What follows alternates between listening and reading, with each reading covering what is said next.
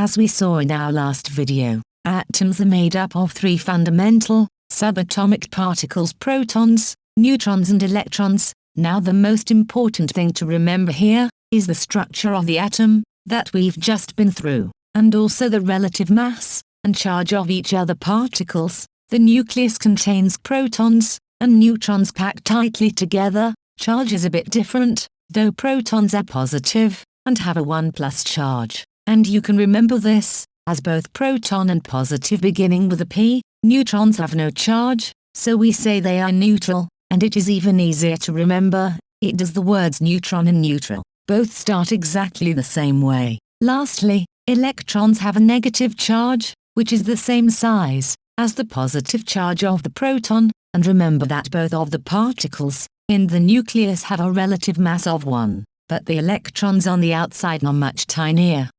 This right box here represents the element lithium. This tells us how many protons the atoms of an element have. The atomic number of an atom is the number of protons in the atom. In the bottom left corner, the atomic number, Z, is usually shown in the box. The symbol of Z represents the number of protons. For example, a lithium atom contains 3 protons. Therefore, the atomic number of lithium is 3. So, all lithium atoms have 3 protons, and this is actually really important, as it's the number of protons in an atom that determines which element that atom is.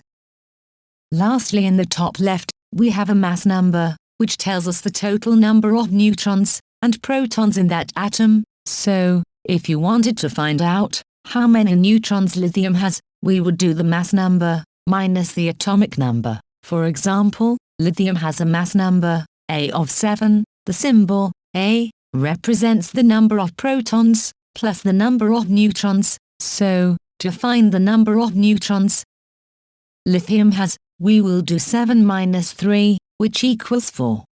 Because it only has 3 protons, so lithium has 4 neutrons.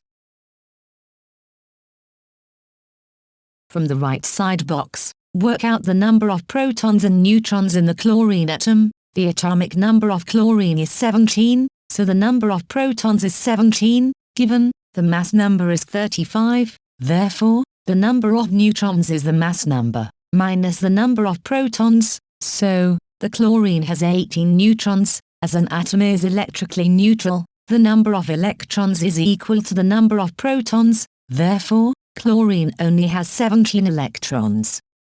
As we saw in our last video, an atom is made up of a central nucleus, which comprises protons and neutrons, and then have electrons orbiting the nucleus.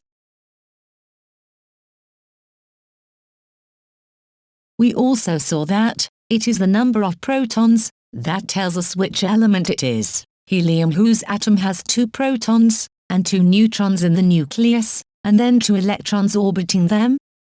How many protons, neutrons and electrons of an oxygen atom?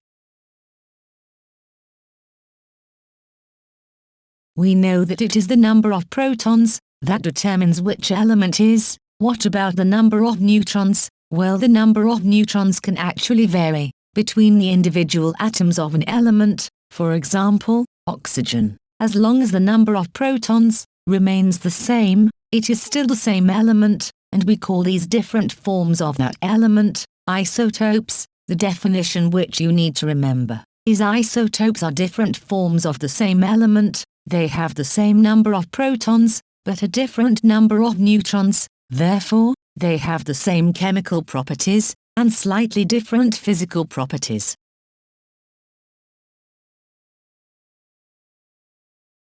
Let's take a look at chlorine to show you what you mean. The most common form of chlorine is chlorine 35, which has 17 protons, 18 neutrons and 17 electrons. And another form is the isotope, chlorine 37, which of course still has 17 protons, because it's chlorine but has 20 neutrons and 17 electrons. This means that has a mass number of 37 rather than 35, which is why we call it chlorine 37. Because isotopes only vary in the number of neutrons, they have chemicals that all react in basically the same way. Now because they all have different numbers of neutrons, so The different isotopes will have different masses. Isotopes of chlorine